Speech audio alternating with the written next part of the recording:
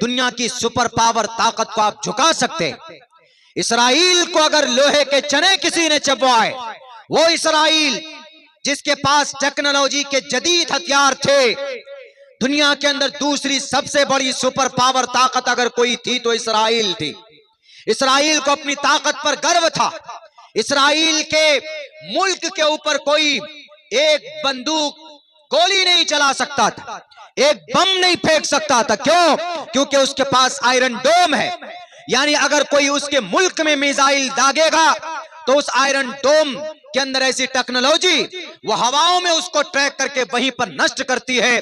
ऐसी ताकत वाले मुल्क को अगर किसी ने धूल चटाया है तो वह गजा पट्टी के 5000 नौजवान है जिनके सर पर टोपी और दाढ़ी, जिनके सीने में कुरान है। इसीलिए जवान हो तो ऐसे हो। हमारा जवान तो आज हर दूसरे दिन तीसरे दिन में मोटरसाइकिल लेकर नौजवान ट्रक के नीचे घुसता है कि नहीं घुसता है।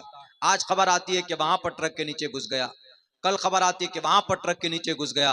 ट्रक खड़ा है, पीछे से लाकर ठोक देते हैं। क्यों? पिए हुए होते हैं।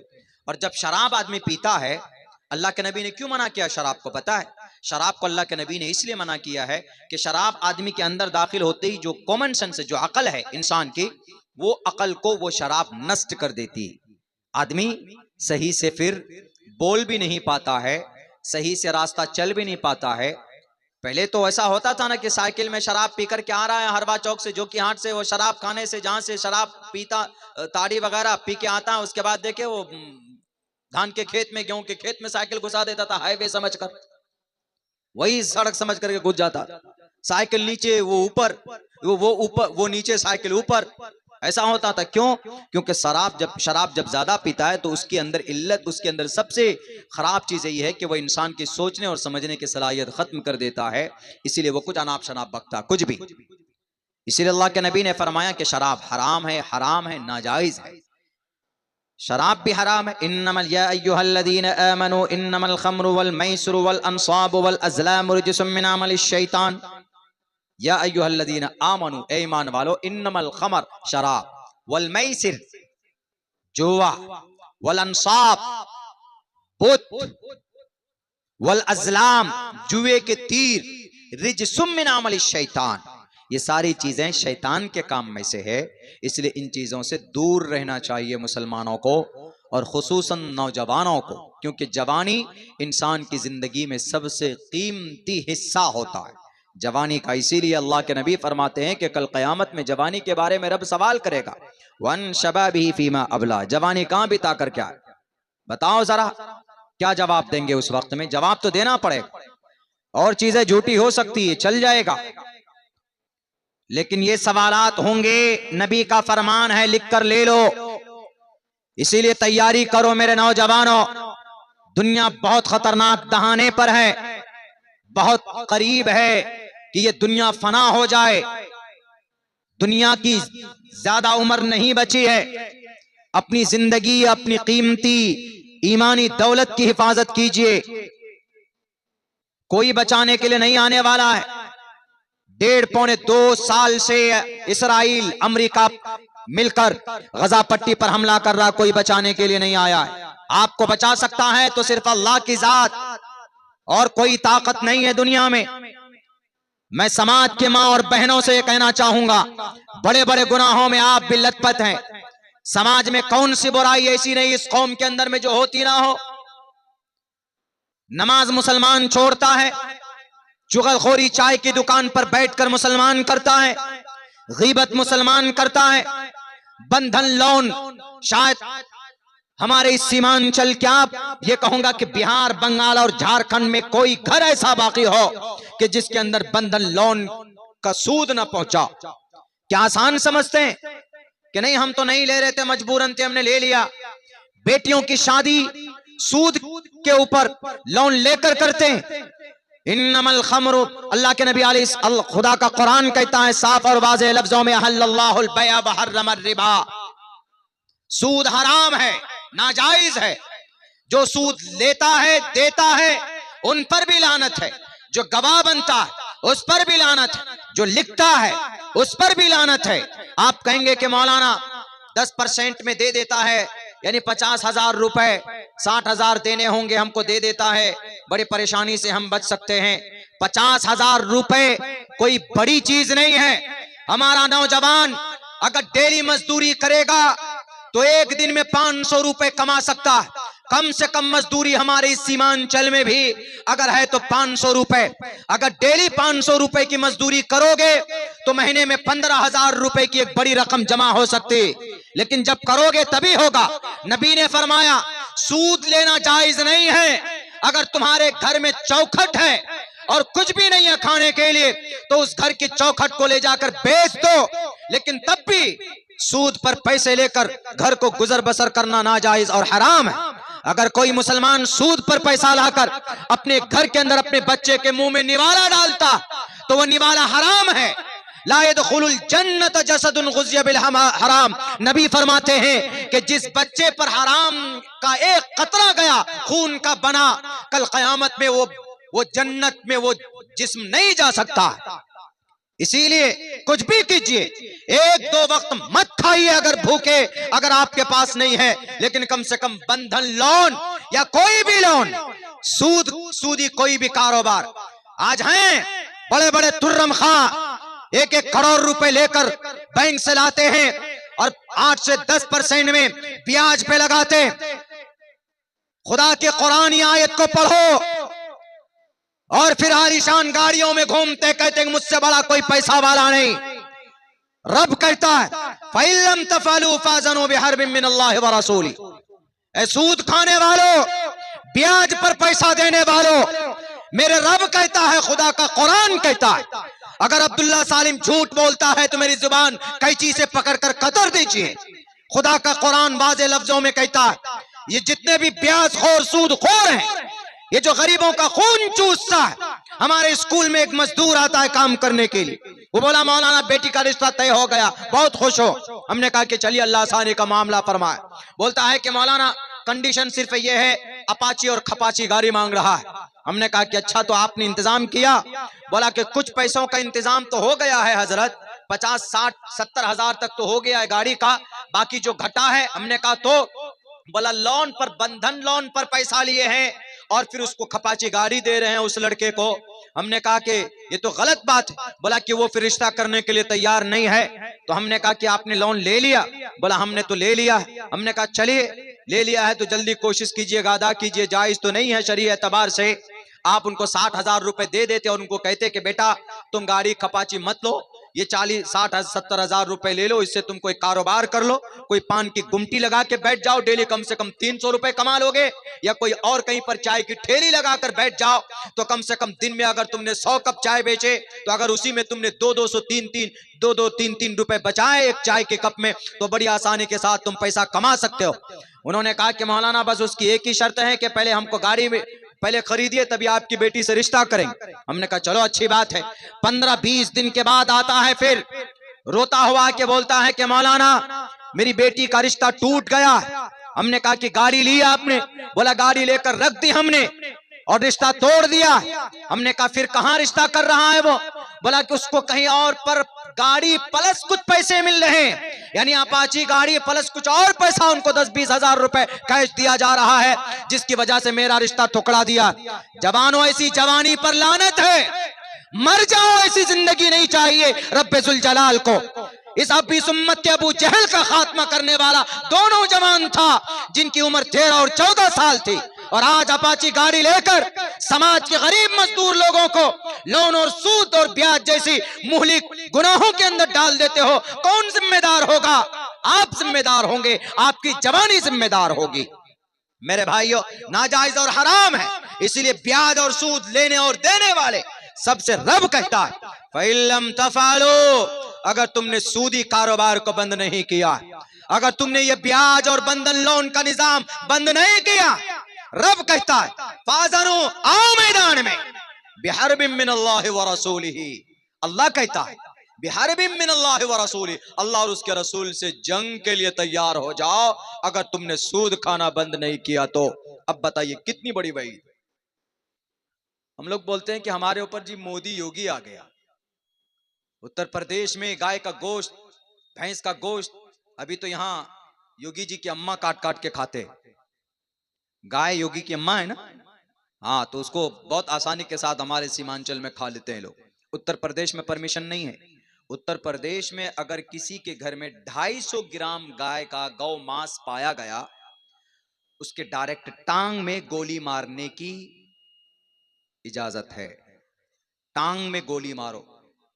हालांकि जानवरों की हलाल और जायज जानवरों का गोश्त खाना जायज है। किसमें? मनुस्मृति में, प्रोचितम भक्षण माम साम वैष्णवम। जंगल के पशु पक्षी प्राणी के भोजन है, और जब उनको पवित्र कर कर उनको खाया। अगर कोई कौम है, अगर कोई रिलीजन इन इंटायर वर्ल्ड पूरी दुनिया के अंदर है, तो मजहब इस्लाम है। आज सिख लोग भी पाए जाते हैं ना, सिख लोगों में भी 10 गुरु है जो पगड़ी वाले होते हैं। हालांकि उनका मूल मंत्र पढ़िए, वहां पर भी एक ही देव, एक ओंकारा सतनाम करता भिरुत नरवु नरवीर अकाल मूरत अजवनी से बुंगुर प्रसादी। इसका तर्जमा कीजिएगा तो जो तारीफ, जो सिफत अल्लाह की है, कुल हुवल्लाहु अहद अल्लाहु समद लम यलिद वलम यूलद, सेम वही मतलब इस मंत्र का है जो सिख लोग पढ़ते हैं। मूल मंत्र उसको बोलते हैं। और सिख लोग 10 गुरु को मानते हैं। सिख लोग एक खुदा को मानते हैं, यानी एक ईश्वर को मानते हैं। उसके बाद 10 गुरु को मानते हैं। पहला गुरु गुरु नानक, उसके बाद गुरु गोविंद सिंह। सिख धर्म की बुनियाद डाली है गुरु नानक ने। गुरु नानक के बाद और 9 गुरु आए। इन 10 गुरु की लिखे हुए उपदेश के हिसाब से सिख लोग अमल करते। सिख लोग एक ईश्वर को मानते हैं, किसी नबी को, किसी रसूल को नहीं मानते, एक ही उसको मानते हैं। तो यहां पर सख्ती है। तफसील में जाएंगे तो बात बड़ी लंबी चौड़ी होगी। बस इतना कहना चाहता हूं कि हम मुसलमान हैं, अल्हम्दुलिल्लाह। हमारा यह अकीदा है कि अल्लाह एक है। और उस ईमान के बाद दूसरे नंबर पर मुसलमानों को क्या काम करना है? दूसरे नंबर पर मुसलमानों को काम यह करना है कि 24 घंटे में आपको 5 वक्त की नमाज अदा करनी, यह फर्ज है। जलसा नहीं करेंगे तो भी चलेगा, कोई दूसरा काम नहीं करेंगे तो चलेगा, लेकिन नमाज नहीं पढ़ेंगे तो नहीं चलेगा। अल्लाह सवाल करेगा। अकीमुस्सलाह, नमाज कायम कीजिए। और अल्हम्दुलिल्लाह नमाज एक ऐसी इबादत है, मैंने एक मंत्र पढ़ा शुरू में खुतबे के अंदर में, वही पढ़ा, उसी को मैं समझाता हूं। नमाज एक ऐसा अमल है कि हिंदू धर्म के अंदर उसकी भी कुछ न कुछ झलक पाई जाती है। नमाज की झलक, नमाज की कुछ न कुछ अंश है उनके अंदर। नमाज में हम लोग क्या करते हैं? पहले नंबर पर पाकी हासिल करते हैं, वजू करते हैं। वजू के बाद सबसे पहला क्या काम? मस्जिद जाते हैं या अपने मसल्ले पर खड़े होते हैं सीधा। कयाम यानी सीधा खड़ा होना जरूरी है नमाज में। किसी की मजबूरी है नहीं खड़ा हो सकता तो नो प्रॉब्लम, कोई दिक्कत नहीं है, लेकिन खड़ा होना जरूरी है। खड़ा होते हैं, कुरान पढ़ते हैं, रुकू करते हैं, सजदा करते हैं, फिर कायदा उला कायदा आखिरा करते हैं। ये सारे अरकान हैं, ये सारी चीजें हैं जो कंपलसरी है नमाज के अंदर। इसी को कहा गया प्रथमा दारा का, प्रथम पहला काम, सीधे खड़े हो जाओ। दियो दिदियन मुझीते, दूसरे नंबर पर झुक जाओ। नमाज में भी रुकू में झुकते। तृतीयानन को डला का, तीसरे नंबर पर कुंडली मार कर बैठ जाओ, यानी कायदा उला करो। अत्तहियात पढ़ते जो हम लोग दूसरी रकात में। चतुर्थदेव चंद्र का पंचम मिनदो संयुक्ता, चौथे नंबर पर चतुर आदमी की तरह आराम से बैठ जाओ। और 5वें नंबर पर सुकून के साथ अपने इस साधना से बाहर निकलो। यानी हम लोग नमाज से बाहर कब निकलते हैं? अस्सलामु अलैकुम वरहमतुल्लाह, अस्सलामु अलैकुम वरहमतुल्लाह। नमाज में वही सारी चीज होती है जो इस मंत्र के अंदर बताया गया है। और यह मंत्र ऐसे वैसे नहीं है। हमारे भारत के अंदर खुसूसन बिहार में श्री रामचंद्र जी मर्यादा पुरुषोत्तम को सनातन धर्मी मानते हैं। श्री रामचंद्र जी से हनुमान ने कहा, हनुमान ने श्री रामचंद्र जी से पूछा कि हम ईश्वर की भक्ति कैसे करें, परमात्मा की पूजा कैसे करें, बताइए। उन्होंने कहा कि प्रथमा दारा का, खड़े हो जाओ। दियो दिदियन मुझियते, फिर झुक जाओ। तृतीयानन को डला कार्य, फिर कुंडली मारकर बैठ जाओ, सजदे करो। चतुर्थदेव चंद्र का कायदा उला करो, कायदा आखिरा करो, यानी अत्तहियात पढ़ो, दरूद शरीफ पढ़ो। पंचम बिंदु संयुक्ता और 5वें नंबर पर अपनी शांति, अपने इरादे से, उसमें अपने उस साधना से और अपने उस इबादत से आराम के साथ, सुकून के साथ निकल जाओ, यानी सलाम फेर कर निकल जाओ। पूरी नमाज की तरतीब है, इसीलिए हम सीना ठोक कर कहते हैं पूरी दुनिया के अंदर Islam is the best religion to the world. इस्लाम एक ऐसा मजहब है, अगर इसमें नमाज है तो किसी के पेट में दर्द नहीं होना चाहिए कि मुसलमान नमाज क्यों पढ़ता है। नमाज के बारे में किसी न किसी दर्जे में हमारे भारत के हिंद सनातन धर्मी भाइयों के ग्रंथों के अंदर भी साष्टांग के जरिए से उसका आदेश और उपदेश दिया गया है, लेकिन यहां मुसलमान तो खुद नमाज नहीं पढ़ता। 24 घंटे में 5 वक्त की नमाज अदा करना दूसरे नंबर पर है। तीसरे नंबर पर ज़कात, फिर रोजा, फिर हज। ज़कात भी हर एक मुसलमान पर फर्ज नहीं है, लेकिन मानना, अकीदा रखना जरूरी है। ज़कात के लिए पैसा और निसाब का होना जरूरी। रोजे के लिए भी कुछ न कुछ शर्तें हैं। अगर आप मुसाफिर हो गए या बहुत ज्यादा बीमार है, नहीं रख सकते हैं, आपकी जान खत्म हो सकती है, तो ऐसी शक्ल सूरत के अंदर तो आपको फिदिया देने के लिए इजाजत है। यहां पर भी थोड़ी छूट है, गुंजाइश है। अगर सफर में है तो उन दिनों में टाल कर बाद में रखिए, आप उस वक्त में आपके लिए जरूरी नहीं। रोजा और हज, हज तो ऐसा है कि हर किसी पर फर्ज नहीं।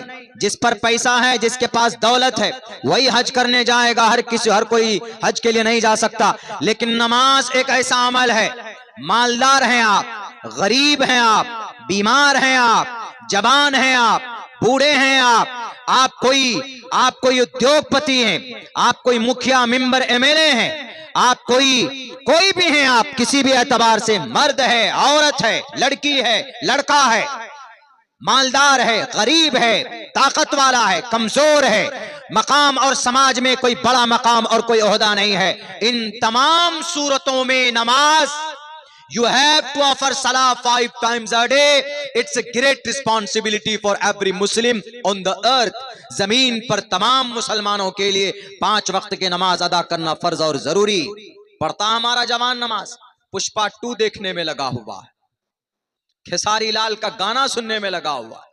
पूछ लीजिए नमाज के बारे में, वजू के बारे में कि वजू में कितने फराइज है, हाउ मेनी फराइज आर देयर इन वजू, नहीं बता पाए। मैंने 3 रोज पहले एक जगह प्रोग्राम था कर्नाटका में, मैंने वहां पे उनको कहा था, उस पूरे भरे मजमे में मैंने कहा था कि जरा बताओ मेरे नौजवानों, जनाबे मोहम्मद रसूलुल्लाह सल्लल्लाहु अलैहि वसल्लम के दादा का क्या नाम है, दादा का। तो मैसेज आया, खबर है अब्दुल मुत्तलिब। हमने कहा कि ये नाम नहीं, ये नाम तो है, असल नाम क्या था अब्दुल मुत्तलिब का, वो बताओ।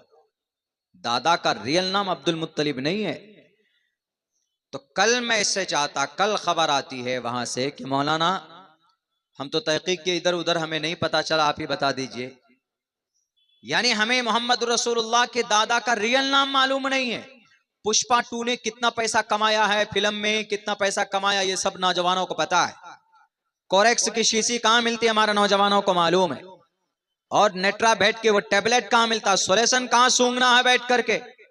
उससे बेहतर है कि टॉयलेट और बाथरूम सूंघ लीजिए, सोलेशन सूंघने से ज्यादा बेहतर है। क्या समझते हैं आपके भाई, बहुत अच्छा है।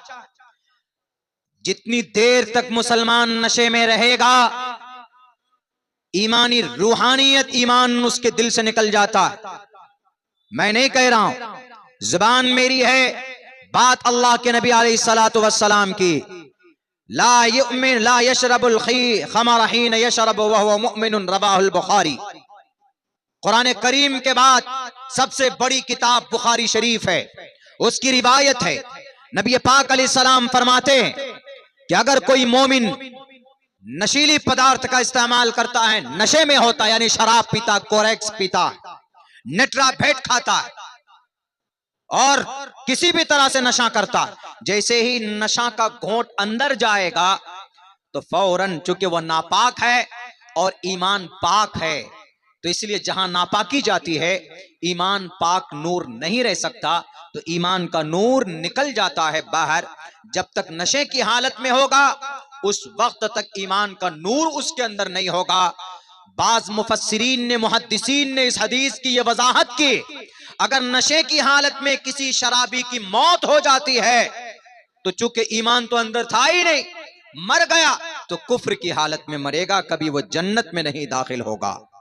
बहुत से लोगों ने कहा अल्लाह ने जवानी दी है मेरे नौजवानों, शराब पीने के लिए नहीं, कोरेक्स पीने के लिए नहीं, बल्कि अल्लाह ने आपको जवानी दी है, अपनी जिंदगी का सही इस्तेमाल करो, तहजीबदार बनो, सलीकेमंद बनो, अपनी जिंदगी का एक गोल सेट करो। दुनिया तुम्हारी कदमों पे होगी। हमें इस बात पर गर्व है कि सीमांचल के लोग पूरी दुनिया के अंदर सबसे ज्यादा मेहनती होते। आप मेहनती हैं, आपके पास सोर्सेस की कमी है।